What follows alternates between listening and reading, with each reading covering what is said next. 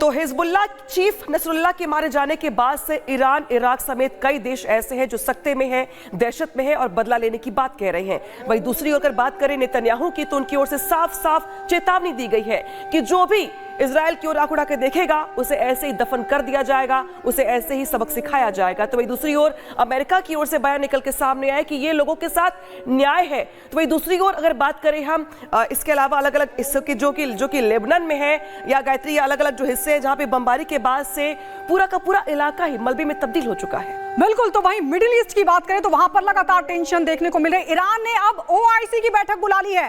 अब क्या होगा नसरल्लाह की मौत के बाद, ये सबसे बड़ा सवाल बना हुआ है। और बड़ा सवाल यह भी बना हुआ है कि भारत में आतंकी नसरल्लाह की मौत के बाद कुछ लोग क्यों छाती पीट रहे हैं। इससे देश में क्या संदेश जा रहा है, दुनिया में क्या संदेश जा रहा है, लेकिन इस पर सबसे पहले आपको रिपोर्ट दिखाते हैं।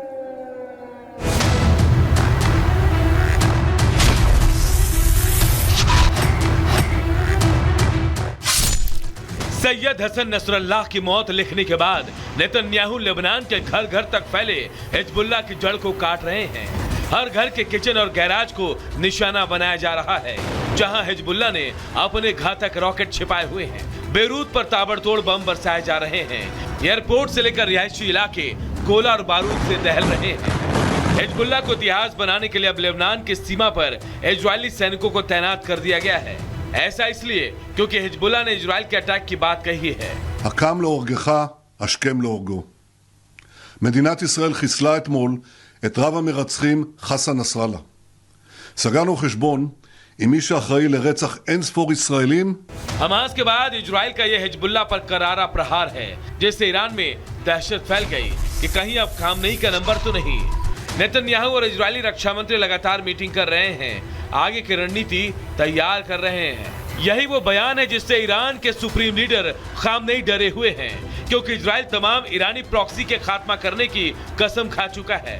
ऐसे में टारगेट में ईरान भी है, क्योंकि ईरान ही सभी प्रॉक्सी गुटों का सरगना है। והוא גם מקדם את השבת חטופינו בדרום. ככל שסנוואר רואה שחיזבאללה כבר לא יבוא להצילו, כך גדלים הסיכויים להשבת חטופינו. אני מבקש להודות לצה"ל, לחיל האוויר, לאמ"ן, למוסד, לשב"כ, על ההישגים הכבירים, ולא רק אתמול. אזרחי ישראל, יש לנו הישגים גדולים, אבל המלאכה עדיין לא הושלמה. नेतन्याहू एक के बाद एक अपने दुश्मनों का सफाई कर रहे हैं और उनकी बातों से साफ है कि अब नंबर ईरान का है। इधर खामनेई ने भी ठान लिया है कि वो हर कीमत पर इजराइल से बदला लेकर रहेगा, जिससे इस्माइल हानिया और इब्राहिम रईसी, हसन नसरुल्लाह की मौत का बदला लिया जाएगा। अब ऐसे में इजराइल की घेराबंदी शुरू कर दी गई है। ईरानी प्रॉक्सी को फरमान जारी कर दिया गया है। इजराइल पर हर घंटे रॉकेट और मिसाइल की बारिश हो रही है। हालांकि इजराइल का आयरन डोम इन तमाम हमलों को नाकाम कर रहा है, लेकिन सवाल कि कब तक ऐसा डिफेंस सिस्टम बारूदी वर्षा को रोक पाएगा। यमन से हूती बैलिस्टिक मिसाइल से हमला कर रहे हैं, तो इराक से इराकी रेजिडेंट्स फोर्स के निशाने पर इजराइल है, तो सीरिया से जनायून ब्रिगेड और फतेहमयून डिवीजन रॉकेट बरसा रहे हैं। इजराइल के लिए इस वक्त सबसे बड़ी टेंशन हूती बना है, जो नसरल्लाह की मौत के बाद बेहद आक्रामक है। אנחנו קיימנו בשעות האחרונות הערכת מצב, וכעת אנו מודיעים על עדכון בהנחיות פיקוד העורף. שר הביטחון אישר שהחל מהיום, מהשעות הקרובות, חל איסור על התכנסויות העולות על 1,000 איש באזורים שונים במרכז. लेबनान के प्रधानमंत्री मेकाती भी इजराइल के आक्रमण से डरे हुए हैं, तो वहीं दूसरी तरफ उनकी मदद के लिए ईरान आगे आया है। लेबनान में इजरायली हमले के बीच ईरानी विदेश मंत्रालय का बयान आया, जिसमें दावा किया गया है कि वो आने वाले दिनों में लेबनान और सीरिया में अपने सैनिक भेजने की तैयारी कर रहा है। सेना की तरफ से इसके लिए रजिस्ट्रेशन भी शुरू कर दिए गए हैं। जल्द ही इन क्षेत्रों में सैनिकों को तैनात करने की इजाजत दी जाएगी। ईरान ने भी कहा है कि वो इजराइल से लड़ाई के लिए 1981 की तरह लेबनान में सेना भेज सकता है। नसरल्लाह की मौत होने पर भी ईरान के सुप्रीम लीडर अभी भी कल्पना की दुनिया में जी रहे हैं, अभी भी हिजबुल्लाह की जीत का दावा कर रहे हैं।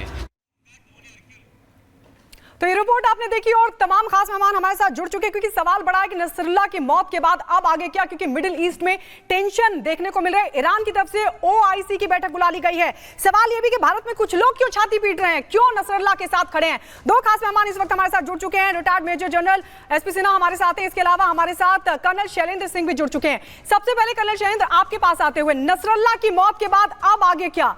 हम देख रहे हैं याया सिनेवार बिलों में छिपता फिर रहा है, लोकेशन बदल रहा है, ये किस तरीके से आप देख रहे हैं मिडिल ईस्ट में? अब ये कहा जा रहा है कि ओआईसी की बैठक भी बुला ली है। जय हिंद, नमस्कार। देखिए, दो तीन चीज़ें आपको क्लैरिटी से दिख रही होंगी। अगर ईरान बोलता है कि यस अब काफ़ी कुछ बड़ा होने वाला है, तो बड़ा तो ऑलरेडी हो गया, पहली बात। दूसरी बात, मुझे समझ नहीं आता कि इस समय खमैनी साहब की तबीयत ख़राब क्यों चल रही है, वो अपने पैलेस में क्यों नहीं हैं, वो एक सेफ हाउस में क्यों गए हैं? अगर आप इतने स्ट्रॉन्ग हैं, आप इजराइल के खिलाफ सब कुछ कर सकते हैं, आपको तो यहाँ अपनी खुद की सिक्योरिटी के लाले पड़ रहे हैं कि आपको इधर से उधर भगाया जा रहा है, आपके पास मोबाइल तक नहीं छोड़ा जा रहा कि पता नहीं कल मोबाइल ना बस्ट हो जाए। सो अबव ऑल, जब आप इस तरह की बैठक भी जो कन्वीन करते हैं, इसकी एक सेरेमोनियल मतलब है। ईरान चाहेगा कि यस, मुस्लिम ब्रदरहुड के कवर के अंडर कुछ मुस्लिम कंट्रीज़ आ जाएं, क्योंकि उनके पास इस समय सिवाय 4 कंट्री के, पाकिस्तान को मैं कंट्री इसलिए नहीं गिनता क्योंकि वो है भी नहीं, तो इसलिए मैं कह रहा हूँ कि सिवाय 4 कंट्री के और कोई है नहीं साथ, तो कम से कम बातचीत तो करने के लिए बुलाया जाए और जज किया जाए कि मुस्लिम ब्रदरहुड कितने लेवल तक सक्सेसफुल होगा अगर ईरान किसी भी तरह से टोटली अगेंस्ट इजराइल के जाएगा। जहाँ तक लेबनान फोर्स भेजने वाली बात है, जब आप लेबनान भेज ही रहे हो तो आप इजराइल की तरफ क्यों नहीं भेजने के दम कर रहे? क्योंकि आप में वो ताकत नहीं है, वो आप में क्षमता नहीं है, आप में इच्छा शक्ति नहीं है, आप अपने आप को डैमेज नहीं करना चाहते। आप अभी भी हमास, हूती और हिजबुल्लाह इन्हीं के थ्रू अटैक्स करना चाहते हैं। अभी भी जो अटैक है आप चाहेंगे कि लेबनान वाली साइड से हो, आपके सपोर्ट से हो, आपसे क्यों ना हो। अगर आप में हिम्मत इतनी है तो आप क्यों नहीं जंग में उतर रहे? क्योंकि आपको मालूम है आप टिक नहीं पाएंगे। इजराइल के आगे इस समय टिक पाना किसी के लिए भी इम्पॉसिबल है। क्यों? क्योंकि इजराइल ने कोई जगह नहीं छोड़ी है जहां उसने इन्फिल्ट्रेट ना कर लिया हो।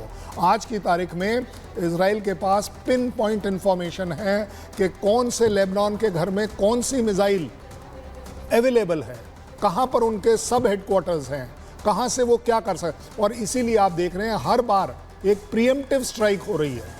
ऐसा नहीं हो रहा कि पहले वहाँ से किसी ने, उन्हें पता था कि नसरुल्लाह कहाँ चल रहा है, ग्राउंड ह्यूमन इंटेलिजेंस थी उनके पास, और जैसे ही वो अपनी उस सो कॉल्ड हेडक्वार्टर में अंदर घुसता है, आप देखते हैं विद इन सेकेंड्स, कोई डाउट ना रहे, एसपी सिन्हा सर, सारी बिल्डिंग्स गिरा दी जाए। मैं आपके पास आ रही हूँ। ईरान में 5 दिनों का शोक मनाया जा रहा है, सीरिया में 3 दिनों का शोक मनाया जा रहा है। इस बीच इस्माइल हानिया के बाद हिजबुल्लाह चीफ का मारा जाना इजराइल के लिए बड़ी उपलब्धि तो है, लेकिन मिडिल ईस्ट के लिए कितनी बड़ी टेंशन है? क्योंकि अमेरिका तो साथ दे रहा है, लेकिन सीरिया, ईरान, इराक, तमाम देश ऐसे हैं जो शोक मना रहे हैं, जो बदला लेने की बात कह रहे हैं। तो मिडिल ईस्ट में टेंशन की जब हम बात करते हैं तो कितना खतरा दिखाई देता है आपको फिलहाल शांति बहाल करने के लिए, शांति व्यवस्था के लिहाज से?